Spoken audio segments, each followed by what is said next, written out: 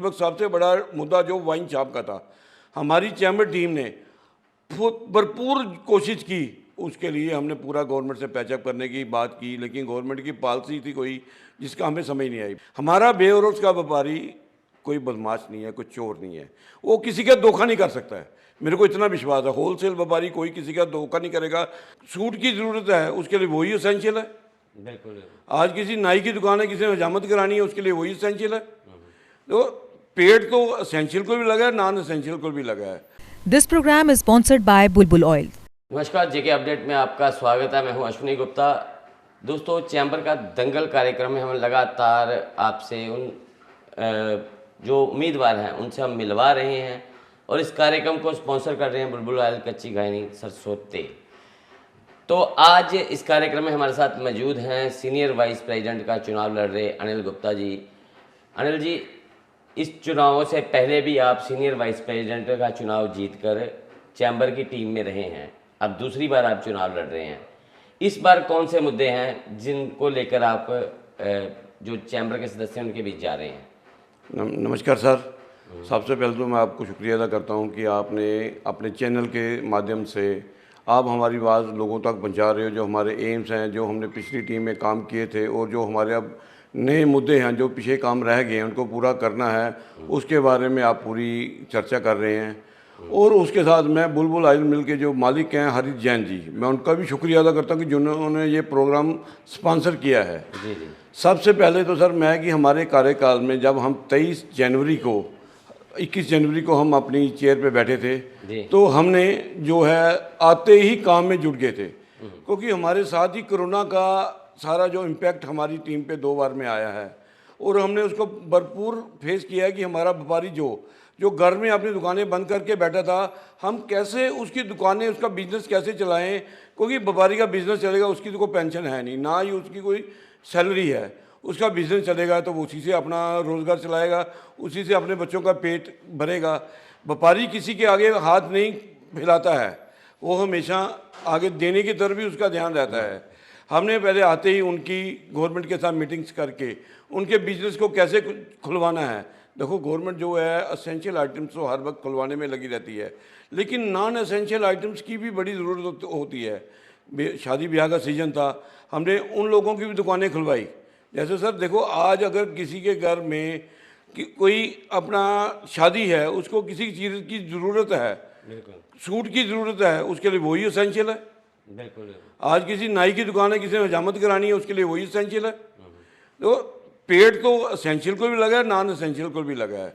और हमारी टीम जो है, हम अपने घरों से निकल के चैम्बर हाउस में बैठ के प्लानिंग करके सभी की दुकानें खुलाने का सारी का सिस्टम चलाते रहे। गवर्नमेंट से हम ऑन रिक्वेस्टिंग मोड पे उनसे, गवर्नमेंट का भी हम बड़ा शुक्रिया अदा करते हैं कि उन्होंने उस टाइम पे हमारी बड़ी मदद की और हमारी बात को सुना और हर चीज़ को, इंडस्ट्री को चलाने में, ट्रेड को खुलवाने में हमारी बड़ी मदद की।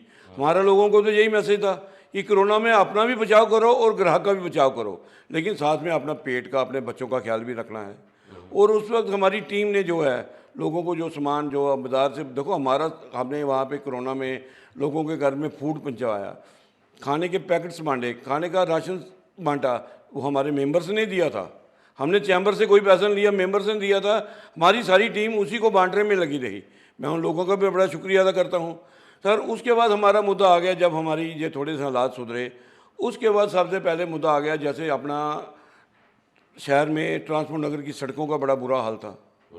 आप ये देखिए, शहर में जो प्रोजेक्ट चल रहे थे सारे ये डेडलाइन पे थे।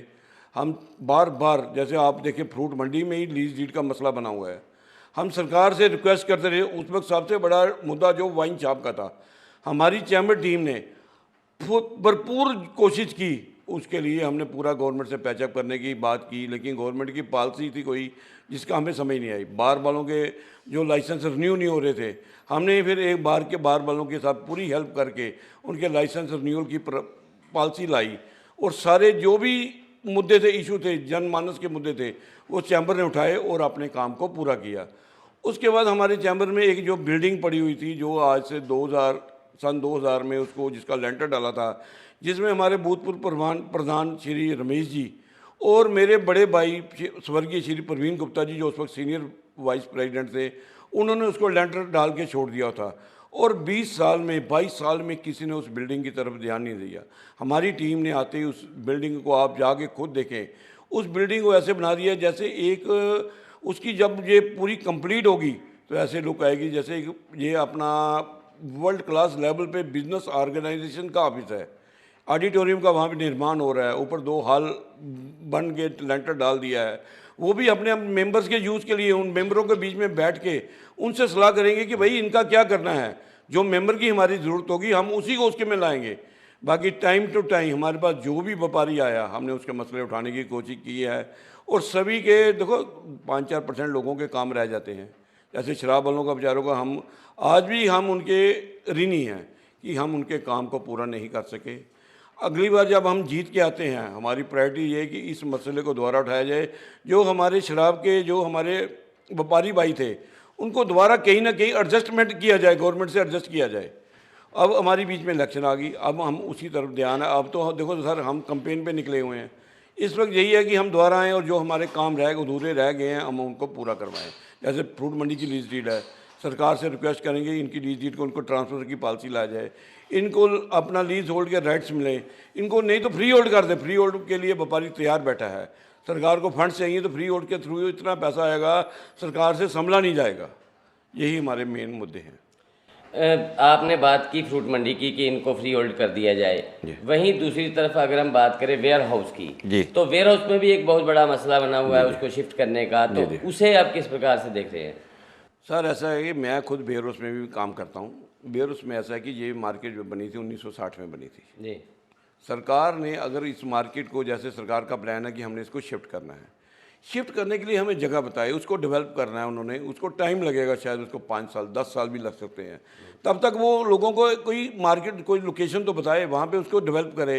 तब तक हमारे हम भी आप लोगों को प्रिपेयर करेंगे कि एक इस स्थान से निकल के बड़े स्थान पे जाएंगे, उनके बिजनेस भी वहाँ पे बढ़ेंगे। और जहाँ पे इनको एक जैसे इनका जहाँ पे कोई गवर्नमेंट का प्रोसेस होगा, जहाँ पे कम्प्लेक्स बनाया जाए वहाँ पे उनको एक दुकान दी जाए। दुकान के बदले दुकान वो तो देंगे, साथ में जिनको साथ में और मेंबर्स भी हैं जिनकी दुकानें नहीं हैं उनको भी कोई एडजस्ट करें और उनको दुकान के बदले दुकान मिले जहाँ पे वो अपना ऑफिस रखें और काम जो वेयर हाउस से करें। जैसे बाकी बार ऑल इंडिया में यही प्रोसीजर है कि ऑफिस कहीं पे है, गोडाउन कहीं पे है। पॉलिसी चाहिए गवर्नमेंट को कि जहाँ पे हर एक को फैसिलिटेट किया जाए।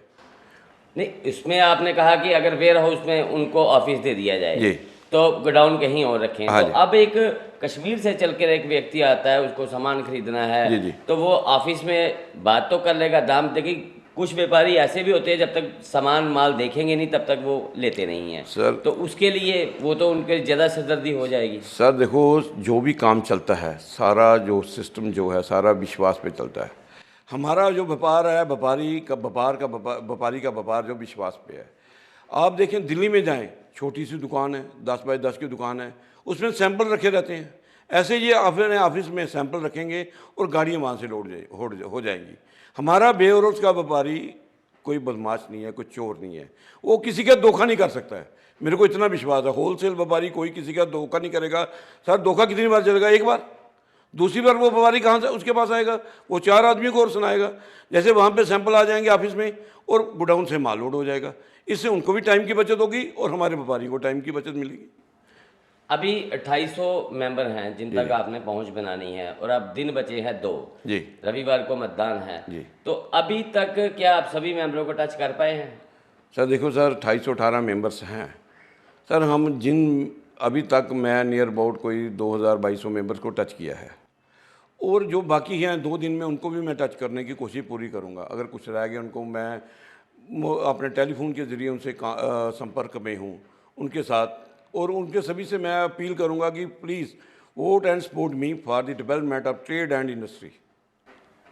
बहुत बहुत शुक्रिया हमसे बात करने के लिए। तो ये थे अनिल गुप्ता जिन्होंने बताया है कि इनका पिछली टीम में रहते हुए भी इन्होंने क्या काम किया है और आगे भी इनका क्या है। मैं जो काम रह गए हैं, छूट गए हैं, उन कामों को आगे करवाने का प्रयास करेंगे, चाहे वो फ्रूट मंडी की लीज का मामला हो, चाहे वो वाइन शॉप का मामला हो, चाहे बार का मामला हो, या वेयर हाउस की बात, इन सभी मामलों पर आगे ये काम करेंगे। और अब देखना यह है कि रविवार को जो मतदान होना है उसमें जनता इन पर कितना विश्वास जताती है, चैम्बर के जो वोटर हैं वो कितना विश्वास जताते हैं।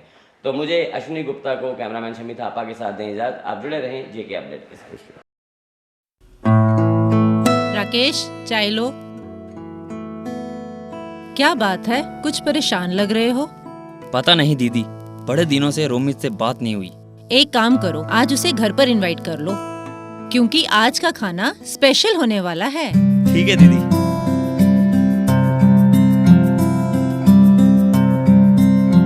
नमस्ते भाभी।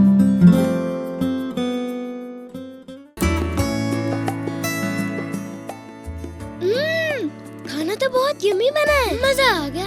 बेटा, ये कमाल तो बुलबुल मस्टर्ड ऑयल का है। सही में दीदी, आज खाना तो बहुत ही स्वादिष्ट बना है। और दीदी, आज के बाद हर वीकेंड मैं यहाँ पे खाना खाने आ रहा हूँ। भैया, ये भी कोई कहने की बात है? You are most welcome. आज के बाद आपको भी इतना ही स्वादिष्ट खाना खाने को मिलेगा घर पे, वो कैसे? क्योंकि आज के बाद मैं भी घर पे बुलबुल मस्टर्ड ऑयल में ही खाना बनाऊंगी। रिश्ते खिलते हैं शुद्धता में, और बुलबुल ऑयल रिश्ते बनाता है अपनों से, क्योंकि शुद्धता ही हमारी पहचान है।